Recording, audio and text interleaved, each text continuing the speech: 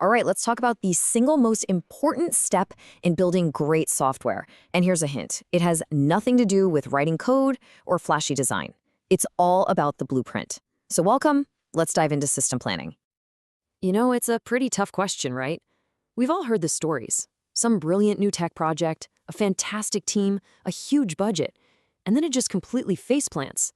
So what is going on there? Why does this happen so often? Well, more often than not, the root of the problem is surprisingly simple: a total failure to plan. I mean, think about it. You wouldn't try to build a skyscraper without a detailed blueprint, would you? You can't just start pouring concrete and hope it all works out. And yet, that's kind of what happens in the software world when we get too excited and skip this crucial first step.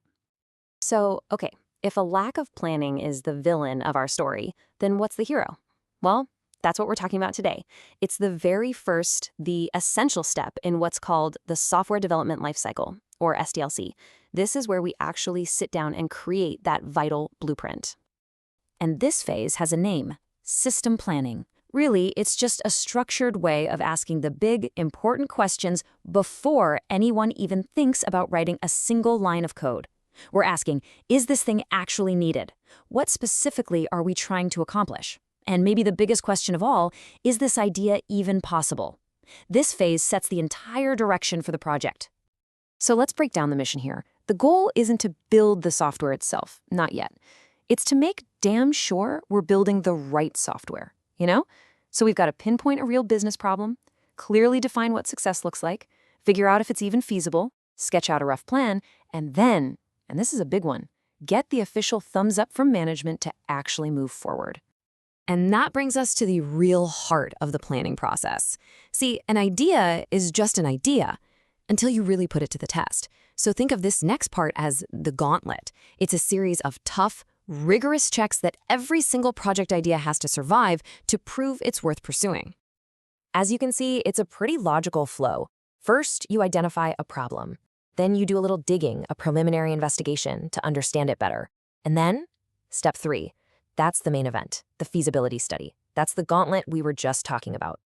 Only if an idea passes that stage do we move on to drafting a formal proposal and asking for that final approval. So what exactly does this gauntlet look like? Well, it asks 5 absolutely critical questions. First, technical. Do we actually have the tech and the skilled people to pull this off? Then, economic. Is this a smart use of money? Are we going to get more value out of it than we put in? Operational is huge. If we build it, will anyone even use it? Does it fit into how people already do their jobs? Then there's legal. Are we breaking any rules or regulations? And finally, schedule. Can we actually finish this thing in a reasonable amount of time? An idea has to get a solid yes on all of these to keep going.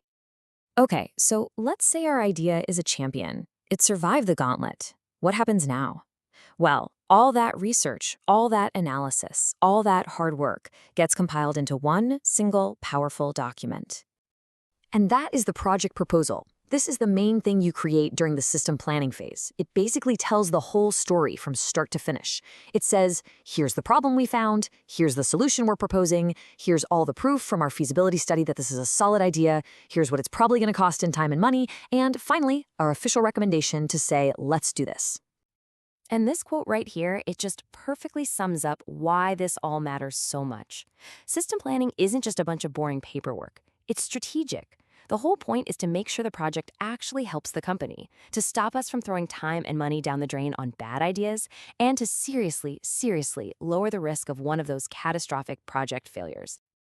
And really, that's the bottom line. It might feel like all this planning is slowing you down, like you're not making progress, but it's actually the exact opposite. Good planning isn't a delay. It's the foundation. It's what makes everything that comes after it, the building, the coding, the launch, faster, cheaper, and way, way more likely to actually succeed. So the proposal's in, management loves it, and the project is officially greenlit. We have our blueprint, we're ready to build. But that brings us to one last question for you to chew on. With that solid foundation now in place, is the hardest part over, or has it only just begun?